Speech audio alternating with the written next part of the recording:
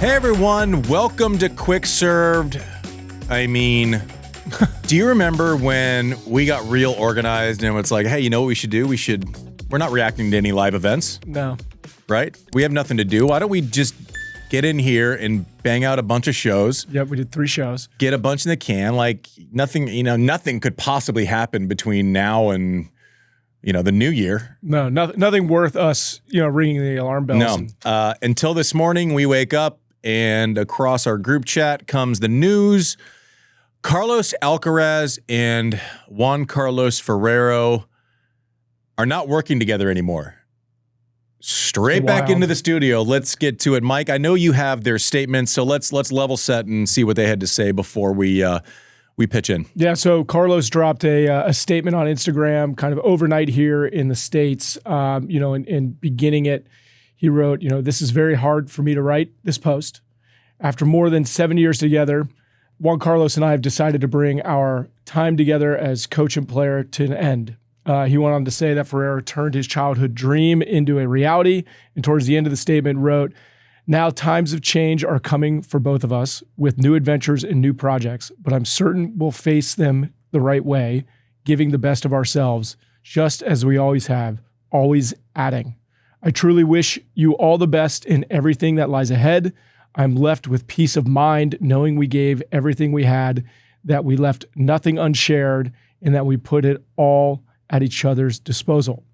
Now, Juan Carlos also took to Instagram, posting a statement starting with, saying goodbye is never easy, especially when there are so many shared experiences behind it. Going on to say, today, a very important chapter of my life comes to an end. I close it with nostalgia, but also with pride and excitement for what may come next. I know that everything I have lived has prepared me for the better.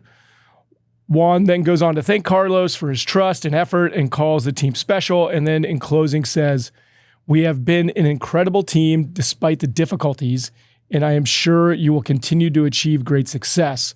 I wish I could have continued. I am convinced that good memories and good people always find a way to cross paths again. Thank you from the bottom of my heart. Obviously, the line that sticks out in his statement is, I wish I could have continued. So, thoughts? So, I don't know anything. I'm reacting just off of feelings and trying to put the pieces together. This doesn't, from Juan Carlos' statement, and then JW always knows more about this stuff than I do.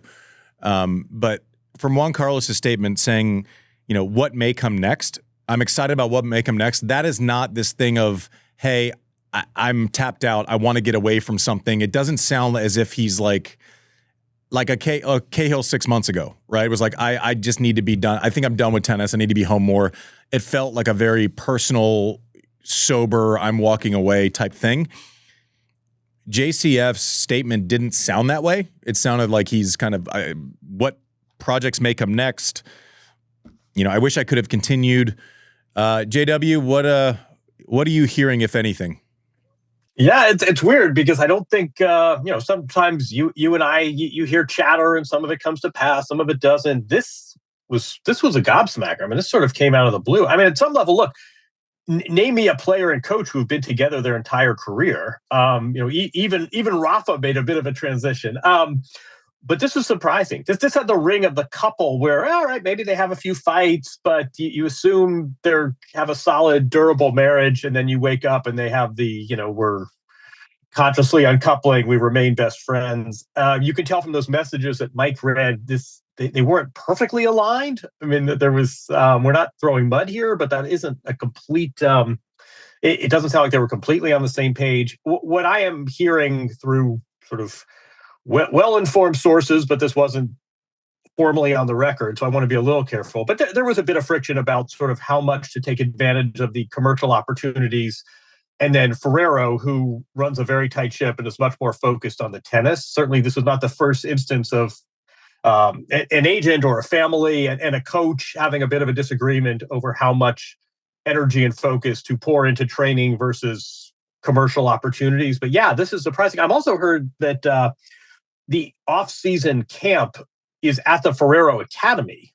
And there were reports from Spanish media that That's Sammy Lopez, who was the co-coach of the year. That's the other thing too. Wasn't it just last week that we got an email from the ATP saying Juan Carlos Ferrero and Lopez are the co-coaches of the year? So this is this is a surprise. It's one of these shocking, not surprising, but shocking nonetheless. And we'll see. We're about 10 days away from Alcaraz leaving for Australia. So the timing is a little weird too. What do you think? Yeah, so you hit on the last one. The timing is strange. Like, you normally don't make a move December 17th, right? Like, if this was not a reaction to a current event or a current set of circumstances, then you stop in November after World Tour Finals, or even before then.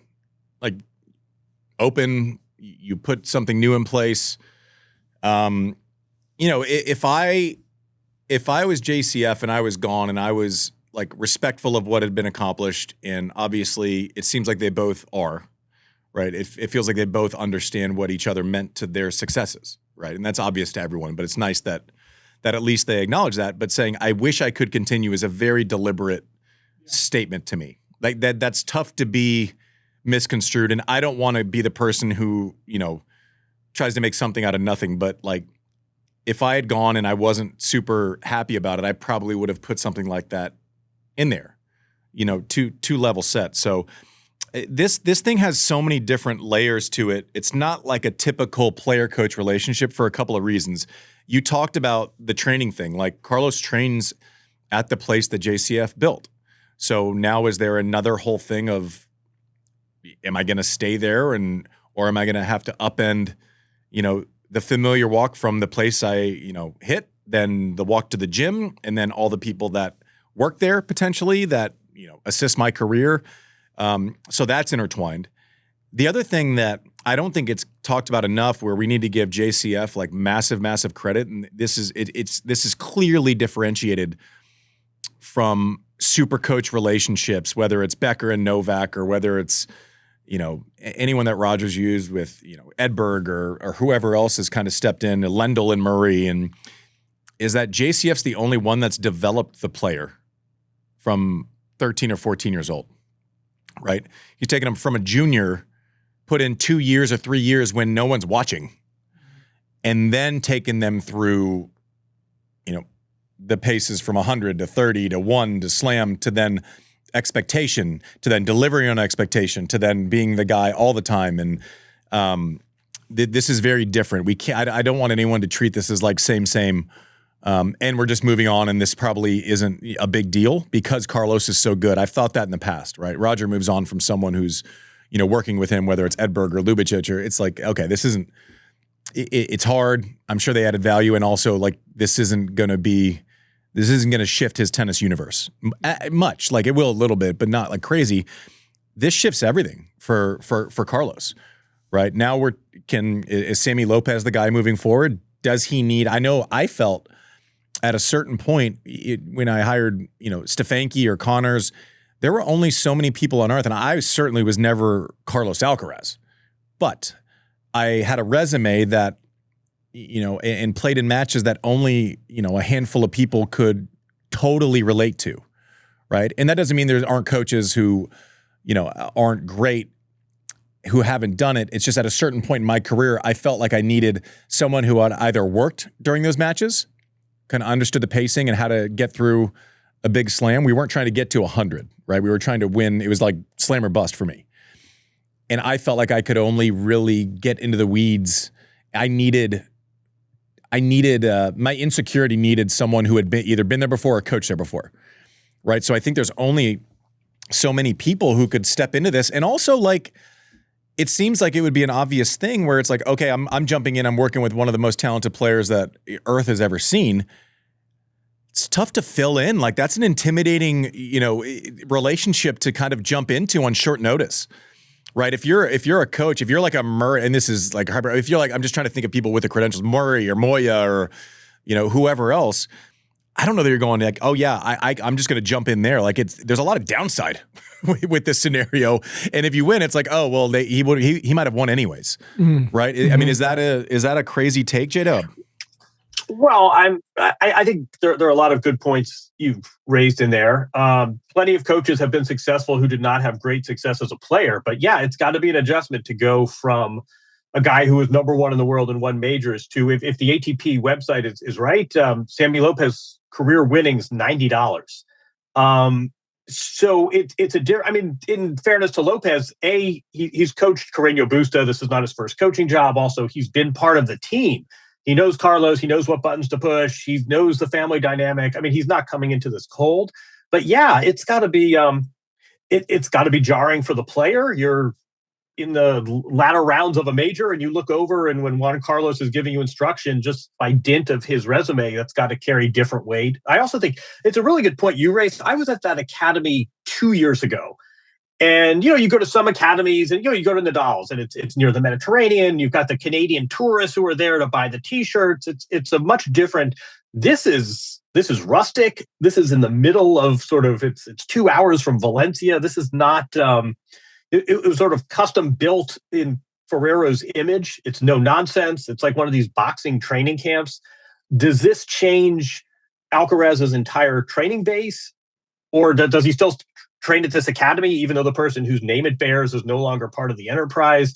Again, all players change coaches, right? I mean, from Roger, Rafa, you, but this one carries a lot of sort of complications with it. Doesn't mean it's not surmountable, but this isn't just as simple as like, we did have Coach X and now we're going to go to Coach Y. There's a lot here. There's also, we need to be conscious of precedent being set. Right now, we don't know what happened. Right? We probably, if everyone does the right thing, we shouldn't know what happened. Right? No, I don't think anyone should talk about this. If I'm in Carlos's camp, I just be like, I love and appreciate Juan Carlos. It just didn't work out. Sometimes stuff doesn't work out. Look what we did and how long it worked out. Like I would just, button it up. I probably wouldn't comment further, but it's a tough one because now Carlos, like the other thing is Carlos is like that relationship was formed when it was like, I'm a father, you're a son, and now it's like Carlos is an adult. So like, who's going to tell him no? Like, who's going to tell him not to go play in Madison Square Garden? Who's going to tell him, not to do the Ripper in Ibiza? Who's going to tell him, not to take advantage of all the things that he's earned? I mean, he's like, borderline the most famous athlete on earth. Yeah. Right. So, which just to jump in, let's be clear, that was kind of Ferrero's role. I mean, Ferrero spoke about that at times. He was okay being the hard ass and the bad guy. Juan Carlos Ferrero was not in this to, do Instagram posts at exhibitions. So that role will now either go unfilled or have to be filled by someone else. Yeah, and it is good that they have at least continuity. Like Sammy Lopez is going to know, okay, he likes a 22-minute warm-up. He likes, rackets on a hot day strung like this. He's going to know all of those things that you kind of have to get to know. I was talking with my tennis. I played tennis and just rushed over here afterwards, but I was talking with that game. I'm like, well, the other thing is like Juan Carlos can hit really well. Like plays great. So you're talking about like warming up your player. There's a world where they go out and they have a stock 28-minute, drill session that he actually can get in and do. Right? It's not as if like a lot of people are walking around that can handle Carlos's ball in practice and know what he wants. And if it's the 24-minute warm-up, like you look at Bob and Mike, Brian, when they warm up, they're putting it in each other's pockets. Like they know what to do with each other. So you're having to recreate all of these things that Carlos has known since he was 13 or 14. And listen, he's an otherworldly talent. I'm not saying he's not going to adjust. He will. He's going to win majors. Like nothing changes in the long term if they hire correctly, right? But who steps in? They're going to have to teach someone a lot of the stuff that he prefers, right? Connors walks in with his wealth of knowledge day one, and the first 5 days is like, oh, do you like doing this? Okay, I like doing that. And then there's like a melt of preferences, right? I'm going to tell you what to do, and how do you like to hear information? And so that kind of resets. The Aussie Open starts in 4 weeks. That little stuff takes time. I think it's great that he has someone who actually knows his pacing and what he likes to hear, and if he likes to talk before matches. Like all of those things are learned behaviors where all of a sudden your team around you just exists and doesn't. You don't have to explain. You don't have to like tell people what's going on. I guarantee you they've played enough matches. It's like there's not a lot of spoken word on how we're going to deal with the next day. Like you wake up and you've been doing it so long that it just clicks. It's going to be interesting. The timing isn't great. Well, Juan Carlos has called Sammy Lopez, quote, a joker. He's known to be more relaxed. Yeah. He joined the team in 2024 as a co-coach.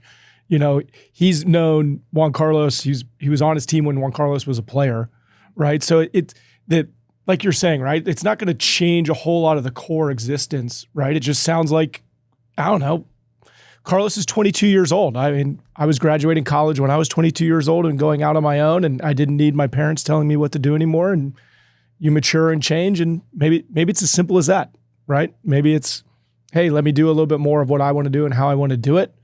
And when we're in between those lines, we can do it a little bit how you want to do it. But I don't know how that works, from a player's perspective, and especially with the coaching box perspective. Yeah, now you're going to the one major you have not won. And one of the, if there's an irony here, about 6 months ago, 2025 was going to be, Jannik Sinner told us in Australia last year, this was Darren Cahill's final season as coach. As I understand it, Darren will be going to Australia. So, who would have thought of the top two players? Juan Carlos would be the one with a new coach, Australia 2026. Yeah, I had that written down to get to, like, we can think we know everything. And then, we had our show with Darren Cahill, and I just asked him. I was like, you're not going to stop. Like, this is like the best ride ever. Like, are you kidding me? This is amazing. This is what you hope for. And he's like, well, and then I got to the point where I was like, I'll let Jannik decide. I'm like, all right, well, obviously if you're, I call them like co-number ones, right? You're like 1, 2 in the world and winning 2 slams a year. If you're Jannik, I mean, what I would have said then is you're obviously not going to switch anything. Well, someone won 2 slams and they switched something. But it just wasn't Jannik. So right. We would have, Vegas would have had you 99.1, percent the other one way to the other way versus Cahill Sinner. He had announced his retirement. Yeah. And then we're like, oh, Juan Carlos and Carlos are just going to go on for, until Juan Carlos gets burnt out from traveling for the last 3 decades. Yeah.